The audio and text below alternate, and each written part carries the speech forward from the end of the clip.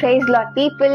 So yes, இன்றைக்கும் ஆண்டவர் உங்களுக்கு கொடுக்குற ஒரு காரியத்திலையும் நீங்க உண்மை உத்தமத்தோட செய்றீங்களா? Are you faithful to God அப்படின்னு நீங்க யோசித்து பாருங்க.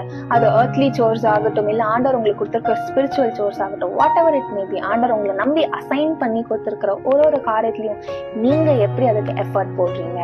ப்ராப்பரா உண்மை உத்தமத்தோட செய்றீங்களா, இல்ல சும்மா ஏனோ தானோ செஞ்சுட்டு போறீங்களா? God is watching you. Yes. So no matter what, நீங்க எவ்வளவு அந்த காரியம் எவ்வளவு அற்பமா வேணா இருந்துட்டு போட்டோம், பாக்குறவங்க சொல்லுங்க, ஐயோ இதெல்லாம் ஒரு இதுவா அப்படின்னு சொல்லிட்டு யார் எவ்வளவு ஏளனமா வேணா பேசிட்டு போட்டோம், அதெல்லாம் கண்டுக்காதீங்க.